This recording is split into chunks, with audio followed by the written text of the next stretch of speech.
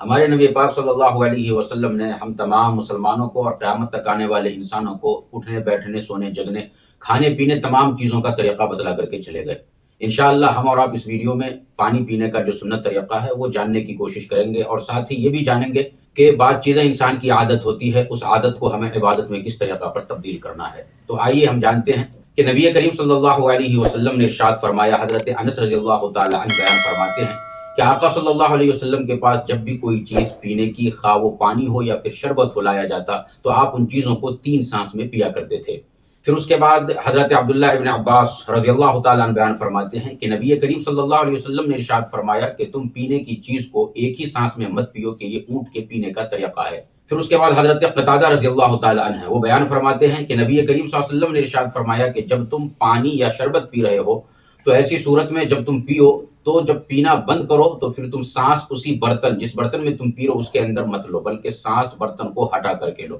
اور ایک اور صحابی ہیں وہ بیان فرماتے ہیں کہ میں نبی کریم صلی اللہ علیہ وسلم کی خدمت اقدس میں حاضر ہوا اور یہ عرض کیا، آقا صلی اللہ علیہ وسلم جب میں پانی پیتا ہوں تو مجھے سانس زیادہ لینا پڑتا ہے، تو پھر میں کیا کروں؟ تو آقا صلی اللہ علیہ وسلم نے ارشاد فرمایا کہ جب پانی پینے کے دوران سانس لینے کی ضرورت پیش آئے تو تمہیں چاہیے کہ تم پانی پینے کے برتن کو اپنے منہ اور ناک سے ہٹا لو، پھر اس کے بعد سانس لو۔ کس طریقہ پر؟ تو علماء کرام نے بیان فرمایا اس طریقہ پر پانی پیو اور سانس اس طریقہ پر لو۔ مثال کے طور پر آپ نے گلاس اس طریقہ پر رکھا ہوا ہے، اس کے اندر پانی آپ نے لے رکھا ہے، جب آپ پانی پی رہے ہوں تو آپ نے دائیں ہاتھ میں گلاس کو پکڑنا ہے اور بیٹھ کر کے پانی پینا ہے۔ یہ نبی کریم صلی اللہ علیہ وسلم کا سنت طریقہ ہے۔ اگر آپ نے قبلہ رخ اختیار کر لیا تو یہ بہت ہی بہتر بات ہوگی۔ چنانچہ جب آپ نے پانی کو گلاس کو اپنے ہاتھ میں پکڑا ہوا ہے تو اس طریقہ پر پانی پیجئے۔ سب سے پہلے بسم اللہ پڑھیے،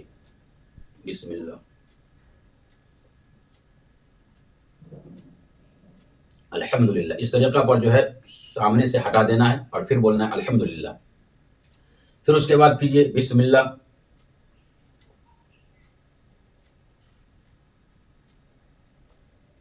الحمدللہ، سانس اس طریقہ پر چھوڑنا ہے۔ پھر اس کے بعد تیسری بار کیجئے بسم اللہ،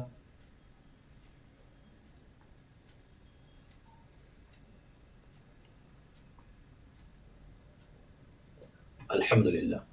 تو پیتے ہوئے اس طریقہ پر بسم اللہ پڑھنا ہے اور منہ کے پاس سے ہٹا کر کے الحمدللہ کہنا ہے، تو سانس جو ہے باہر آئے گی، گلاس کے اندر نہیں۔ بعض اوقات ایسا ہوتا ہے کہ آدمی یوں پیتا ہے سانس لیتا ہے، یوں پیتا ہے سانس لیتا ہے، تو یہ سنت کے خلاف ہے۔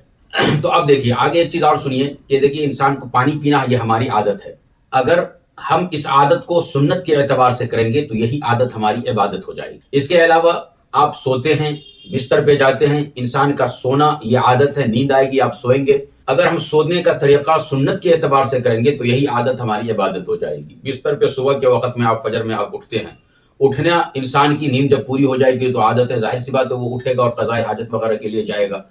تو اگر ہم نے اٹھنے کا طریقہ بھی نبی کریم صلی اللہ علیہ وسلم کے بتائے ہوئے طریقے پہ کر دیا تو اب ہماری یہ عادت عبادت ہو جائے گی۔ ہم باتھ روم میں جاتے ہیں، نبی کریم صلی اللہ علیہ وسلم نے طریقہ بتلا دیا کہ باتھ روم میں جانے کا طریقہ کیا ہے، دائیں پاؤں اندر رکھیں، باتھ روم میں جانے کی دعا پڑھیں۔ ہر کوئی جاتا ہے لیکن سنت کے اعتبار سے نہیں کرتا ہے تو ہمیں وہ ثواب نہیں ملتا۔ لیکن اگر ہم نے یہ کام بھی سنت کے اعتبار سے کر لیا تو ہماری یہ عادت عبادت بن جائے گی اور ثواب ہمیں ملے گا۔ باتھ روم سے ہم باہر نکلتے ہیں، یہ بھی جو ہے جب قضاء حاجت کمپلیٹ ہو گیا تو ظاہر سی بات ہم باتھ روم سے باہر نکلیں گے، تو اب نبی کریم صلی اللہ علیہ وسلم کا جو طریقہ نکلنے کا ہے اس طریقے کو اگر ہم نے اپنا لیا تو یہی چیز ہمارے لیے عبادت بن جائے گی۔ ہم کپڑا پہنتے ہیں، پانی نہاتے ہیں، تو اگر یہ طریقہ بھی اگر ہم سنت کے اعتبار سے کریں گے کہ نبی کریم صلی اللہ علیہ وسلم نے پانی کس طریقہ پر نہایا، غسل کس طریقہ پر کیا، وہ سنت طریقہ کیا ہے، وہ طریقہ ہم اپنائیں گے تو یہی چیز عادت ہماری عبادت بن جائے گی۔ اس کے علاوہ ہم کپڑا پہنتے ہیں، جوتا پہنتے ہیں، چپل پہنتے ہیں، یہ تمام چیزوں کو اگر ہم نے سنت کے اعتبار سے کرنا شروع کر دیا تو یہی چیز ہماری عبادت بن جائے گی۔